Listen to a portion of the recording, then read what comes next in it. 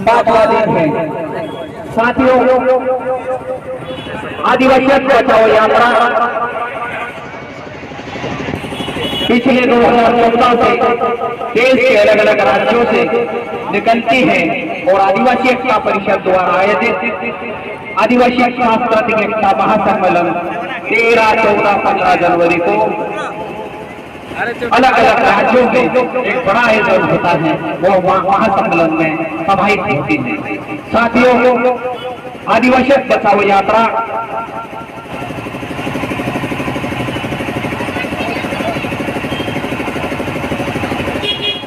ऐसे मध्य प्रदेश से कुल 6 यात्रा अलग अलग जगह से निकली हैं। शहीद क्रांतिकारी ख्वाजा नायक की जन्मभूमि से ये यात्रा निकली और आपके दिवाली में आप लोगों के बीच मुखातिब हुए हैं।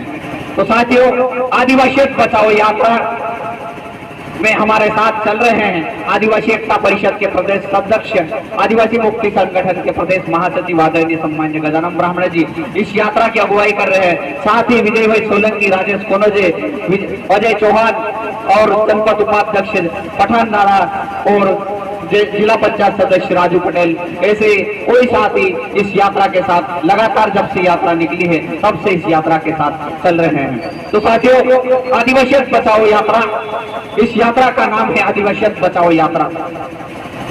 आदिवासी यानी आदिवासियों के भाषा, शैली, जीवन मूल्य और संस्कृति, रीति रिवाज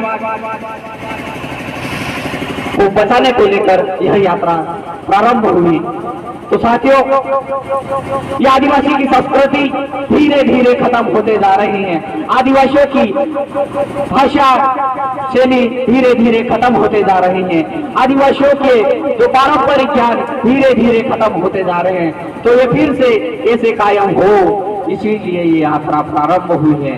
साथ ही आदिवासियों के संवैधानिक अधिकार इस देश के आजाद हुए 75 वर्ष हो गए हैं और बाबा साहेब भीमराव अम्बेडकर जैसे एक महान ऐसे शख्सियत ने इस देश में अलग अलग समुदाय के लिए अलग अलग नियम कानून जोड़े हैं।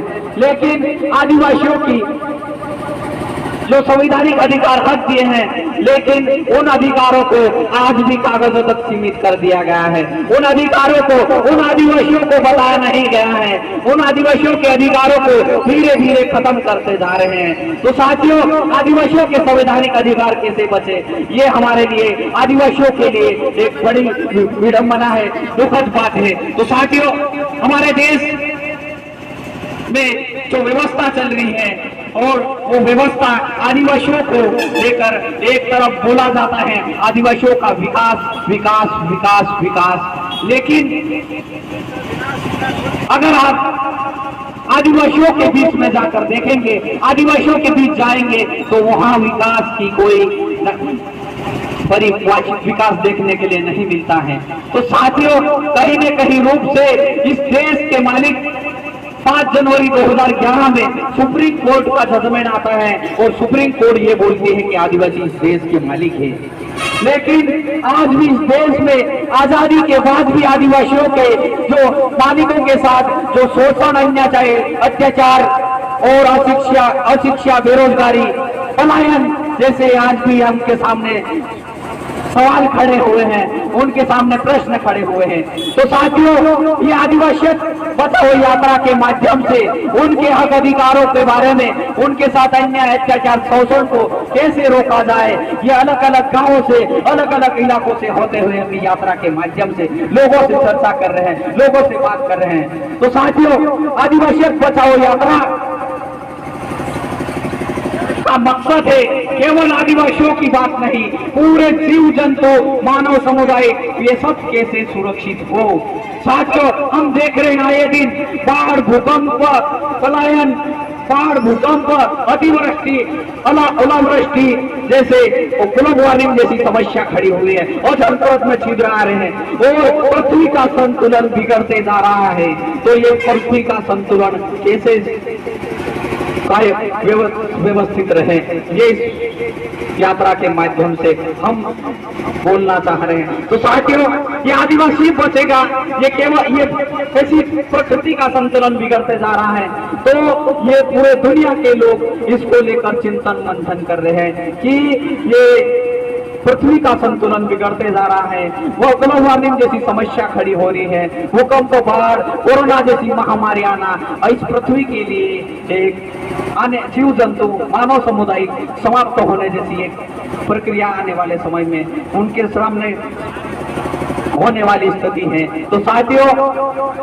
हमें ये केवल आदिवासियों की बचाने की बात नहीं है। आदिवासी की संस्कृति इस प्रकृति के अनुरूप चलती है, इस प्रकृति के अनुरूप आदिवासियों के त्योहार होते हैं, इस प्रकृति के रूप में आदिवासियों के पारंपरिक ज्ञान भी है। तो ये फिर से कैसे कायम हो?